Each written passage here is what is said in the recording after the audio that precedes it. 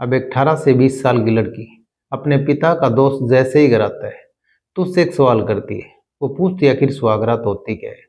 अब उसके बाद वो शख्स कुछ कहता नहीं, घर चला जाता है। अब फिर से वो दोबारा घर आता है तो फिर से यही सवाल पूछती है। ऐसे करके वो 3-4 बार उससे पूछती है, लेकिन फिर एक दिन वो ऐसा उसका जवाब देता है, शायद सुनने वाले यकीन नहीं करते।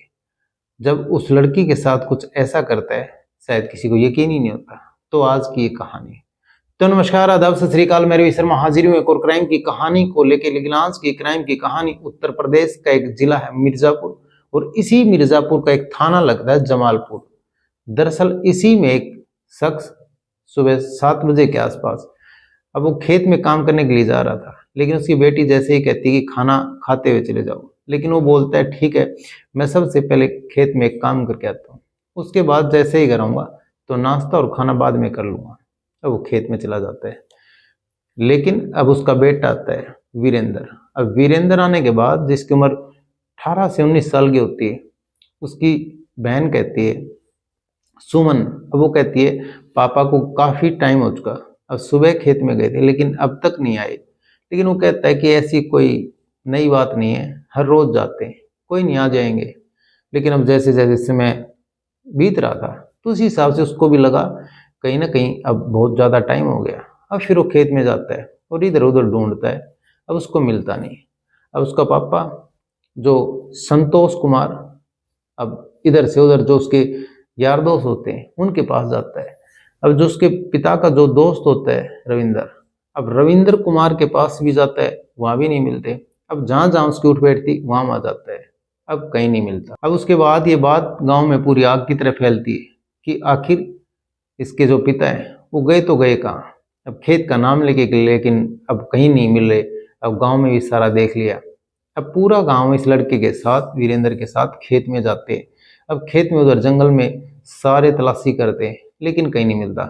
अब फिर रात हो जाती है। रात में जिसके, अगर किसी के हाथ में टॉर्च थी और किसी के पास मोबाइल था तो उसी की टॉर्च जला लेते हैं। अब ऐसे करते करते देखते देखते अब समय कब रात बीत जाती है शायद पता ही नहीं चलता। अब सुबह हो जाती है लेकिन वो नहीं मिलता। अब उसके बाद फिर वो गांव वाले अब वीरेंद्र को पुलिस स्टेशन लेके जाते हैं। अब पुलिस के पास जाते हैं, एसएचओ से अपनी रिपोर्ट दर्ज कराते हैं कि मेरे पिता कल सुबह से 7 बजे खेत में गए थे, उसके बाद मिल नहीं रहे। अब पूरी रात ढूंढा। अब पुलिस कहीं ना कहीं वो तो रिपोर्ट दर्ज तो करती है लेकिन उसमें कोई मदद नहीं करती। अब वो सोचती है कहीं कोई रिश्तेदारी में चले गए हों, शायद आ जाएं। ऐसे उन्होंने मनसा करके शायद उस केस पे ज़्यादा फोकस नहीं किया। उसके बाद वो घर आ जाते हैं, फिर भी तलाशी जारी रहती है। अब जैसे जैसे समय बीत रहा था तो उसी हिसाब से अब जितनी भी रिश्तेदारियां होती हैं, अब उधर भी उन्होंने देखा, कहीं नहीं मिलता। अब गांव वाले भी कहीं ना कहीं परेशान थे क्योंकि आखिर उसके पिता गए तो गए कहाँ। अब जैसे ही अब अगली रात भी बीत जाती है, फिर से पुलिस के पास जाते हैं, एसएचओ के पास जाते हैं और कहते हैं ये कुछ करो। लेकिन डीएसपी से मिलते हैं, एसपी से मिलते हैं। तभी डीएसपी और एसपी फौरन एसएचओ को कहते हैं आखिर उसके पिता को आसमान निकल गया, जमीन खा गई, अब उसको ढूंढो। लेकिन जैसे ही सख्ती से कहते हैं, उसके बाद फिर पुलिस अपनी शक्ति दिखाती है और इधर से उधर ढूंढती है लेकिन उसको कुछ हाथ नहीं लगता। और फिर जैसे ही वीरेंद्र जो उसका लड़का होता है वो सोचता है आखिर पूरे गांव ने मेरा साथ दिया है और जिसके पास भी गया हूँ उसने एक अच्छा संतोषजनक मतलब जवाब दिया है। लेकिन जो रविंद्र कुमार है उन्होंने मेरे को ऐसी कोई बात नहीं कही और उसने ढूंढवाने में भी कुछ मदद नहीं की। तो उसको शायद थोड़ा बहुत शक हुआ उसके ऊपर। लेकिन फिर वो पुलिस से सब बात बताता है। अब पुलिस से बताने के बाद फिर पुलिस अब रविंद्र को उठाती है। अब रविंद्र कुमार को अपने साथ लेके जाती है और सख्ती से पूछती है, लेकिन रविंद्र कुमार कुछ बताता नहीं है। वो कहता है मेरे को क्या पता अब कहाँ गए हैं कहाँ नहीं गए हैं। अब पुलिस के पास एक डिग्री होती है अलग से, वो होती है 3rd डिग्री। अब फिर वो 3rd डिग्री उसको देते हैं।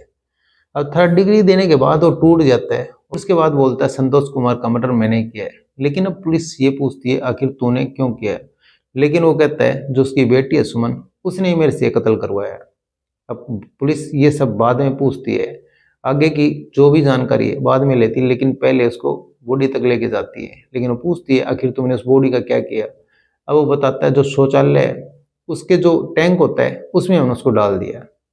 अब फिर पुलिस उसको गांव में लेके जाती है और जो शौचालय का टैंक होता है उसमें से उस बॉडी को निकालती है और उसके बाद उस बॉडी को अपने कब्जे में लेके पोस्टमार्टम के लिए भेज देती है। अब गांव वाले जैसे ही ये बात सुनते हैं उनके पैरों तले से जमीन खिसक जाती है। अब फिर से पुलिस उससे पूछताछ करती है, लेकिन अब वो बताता है। अब लड़की 3 से 4 बार मेरे से सब कहती है। तो एक दिन मुस्कुराते हुए मैंने उससे कहा कि कभी टाइम आएगा तो प्रैक्टिकली करके तुम्हारे को ये सब दिखा दूंगा। लेकिन फिर अब एक दिन उसके साथ अब संबंध बनते हैं। अब उसके बाद हर दिन मेरे साथ वो संबंध बनाती है। अब जैसे जैसे समय बीत रहा था उसी हिसाब से अब ये सब आम हो गया था, क्योंकि हम एक दूसरे के साथ ऐसे रहते थे जैसे अब हस्बैंड और वाइफ रहते हैं, ऐसे रहते हैं। अब एक दिन जैसे ही इसके पापा जो संतोष कुमार होते हैं वो एकदम से आते हैं और उन दोनों को पकड़ लेते हैं।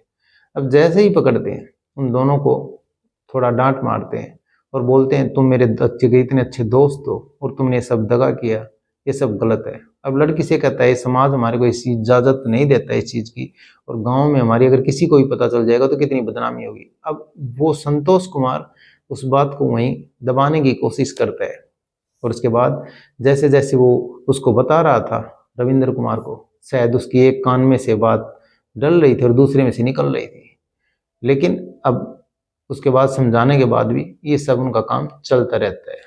अब जैसे जैसे समय बीतता उसी हिसाब से अब वो संतोष कुमार अब उस लड़की के लिए कोई रिश्ता ढूंढता है। अब कुछ टाइम बाद उसको कोई रिश्ता मिल भी जाता है। अब जैसे ही रिश्ता मिलता है तो अपने बेटे से कहता है, वीरेंद्र से, कि अपनी तुम्हारी बहन की शादी बड़ी धूमधाम से करूँगा और उसके बाद अब घर में खुशियाँ आएंगी और इसकी यहाँ से डोली उठेगी। लेकिन ये लड़के से सारी बातें वो कहता है। उसके बाद फिर अब लड़की अपने प्रेमी से, जो रविंद्र कुमार होता है जिसकी उम्र 40 से 42 साल होती है, अब लड़की की उम्र कम से कम 18 से 20 साल के अंदाजा, यानी आधी उम्र की लड़की होती है उससे। अब वो लड़की उससे कहती है कि मेरे पिता का कत्ल कर दो, नहीं किया तो मैं पूरे गांव में तुम्हारी बदनामी कर दूंगी और सबको बता दूंगी तुमने मेरे साथ क्या किया। अब जैसे ही ये बातें कहती है अब कहीं ना कहीं उसके जो रविंद्र कुमार होता है उसके पैरों तले से जमीन खिसक जाती है। आखिर ये सब क्या कह रही है, लेकिन अब वो इतना दबाव बनाती है, इतना प्रेशर बनाती है, कहीं ना कहीं वो भी सोचता है अगर गांव में बता दिया तो मेरी इज्जत का क्या होगा।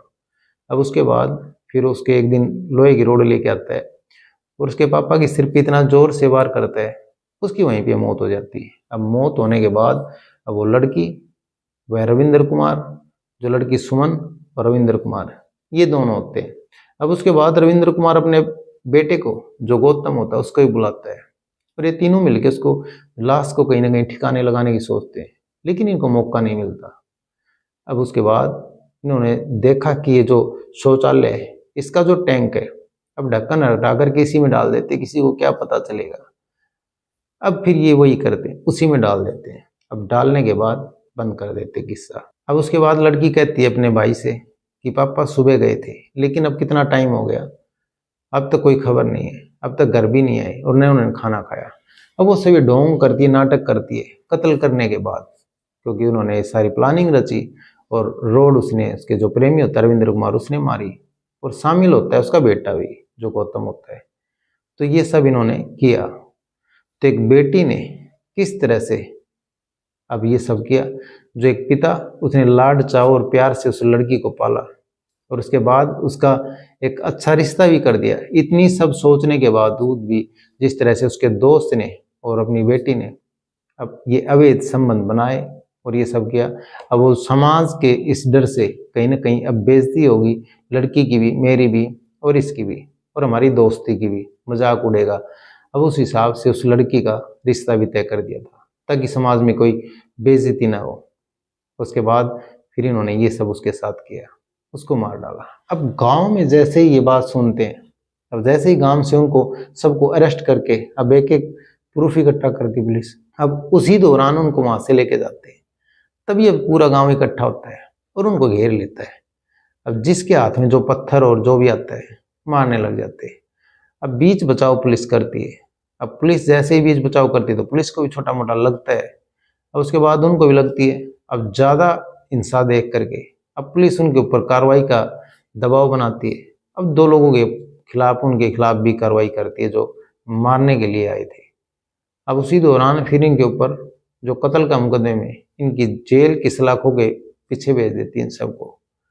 अब तीनों आरोपियों को सजा हुई जिस हिसाब से इन्हें जो कृत्य किया। तो ये कहानी सुनाने का मतलब किसी का दिल दुखाना नहीं है, किसी की भावनाओं को ठेस पहुंचाना नहीं। ये कहानी सुनाने का मतलब सतर्क रहें, सावधान रहें। तो कैसी लगी आज की वीडियो कमेंट सेक्शन में जरूर बता दें और वीडियो को लाइक कर दें, चैनल को सब्सक्राइब कर दें, बेल आइकन को प्रेस कर दें ताकि हर वीडियो का नोटिफिकेशन आप तक पहुंचता रहे। जय हिंद, जय भारत।